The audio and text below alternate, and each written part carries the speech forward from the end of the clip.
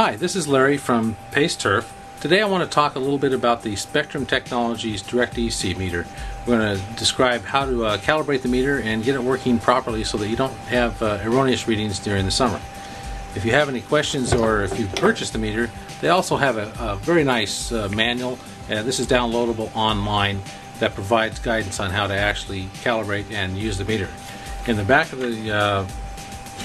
this guide, there's also an appendix that talks about turfgrass turf tolerance levels, and these are the readings. These are the levels that were established by Turf. So they're good to keep in hand and keep this manual around. You'll be able to calibrate and operate the meter properly. Now let's take a look at calibration and operation of the meter. When you turn the meter on by pressing the on-off button, 3 diagnostic screens are displayed in rapid succession. Ignore these displays for now unless you have a problem with your meter. The standard display includes a battery life indicator in the upper left corner, ATC, automatic temperature control, in the upper right corner, and the abbreviation MEAS indicating that the meter is in measurement mode on the left side above the larger electrical conductivity or EC value. Below the larger numbers should be an indicator, a small indicator. It's a small m and a capital S indicating millisiemens. If a microsiemens symbol is displaying, that's a small u with a capital S, you need to change some of the meter settings as described later in this video. Temperature is displayed at the bottom of the display in either Fahrenheit or centigrade. To get ready to calibrate the meter, you need to unscrew the watertight cap at the top of the meter. Once the cap is removed, you'll see batteries and 2 small buttons. These buttons are used to either increase or decrease the values on the display to match the EC of the standard solution.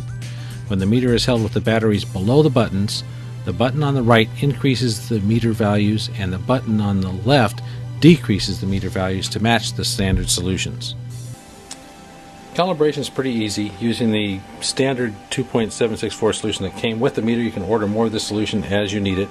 What I like to do is pour a little bit into a cup, small cup. This is like a salsa cup. If you go to Mexican food restaurants, sometimes they'll have some of those left over.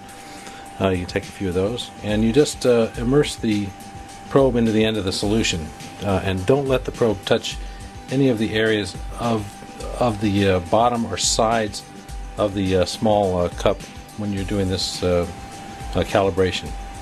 So all you need to do is take your meter. You've already taken the top off, as we described earlier. The increase button on the right, decrease button on the left. When we turn it on, we'll get a reading when we put the cup into the solution, and we'll adjust the reading to match that 2.764 reading.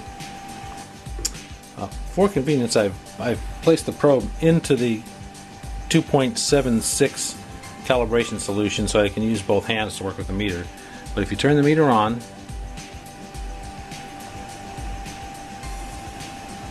we'll see that it's reading 3.65 millisiemens per centimeter. That is the same as decisiemens per meter, which we use frequently here at Pace. If you look at the top, we need to drop the levels, those numbers down. So we have the increase button on the right, decrease button on the left. If you don't remember which one it is, it doesn't matter, because if you press the increase button, you'll see the numbers go up. If you press the calibration button on the left, it'll go down. And when you're in this mode, once you push those buttons, it'll show you at the top the little words CAL. So now we just bring the readings down to 2.76. Too far, go back up. And then the meter will reset itself, or we can press the hold. There it is, calibration. 2.75. Okay, that's close enough in my book to 2.76, so I'm not going to try to get it any closer than that. That's it. Now you're in measure mode, and you're good to go from there. The Field Scout EC meter has a variety of ranges that can be used for salinity measurements. We are only interested in the high range for turfgrass systems. To check the range, hold the temperature mode button and at the same time press the on-off button. When set to the right mode, the meter should display the numbers 20.00, a small m and a capital S for millisiemens, and the letters HI. If this is not what the meter displays, you'll need to adjust the range. To adjust the range, press and hold the temperature key and then press the on-off button.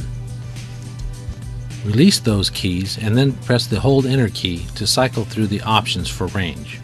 The options for range will be displayed auto, PU, low, and the high range which you're looking for. It'll cycle through those and it will automatically put you back into measure mode after you're done.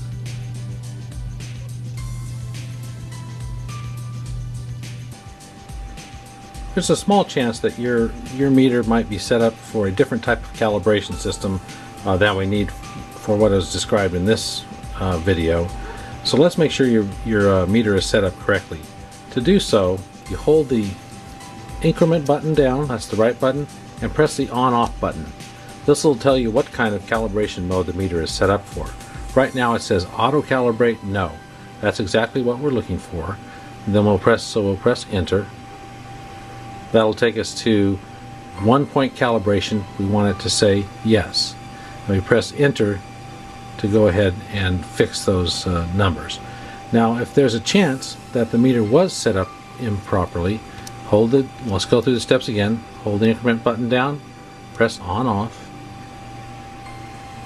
and then what you will do is press the increment button again to say auto calibrate yes.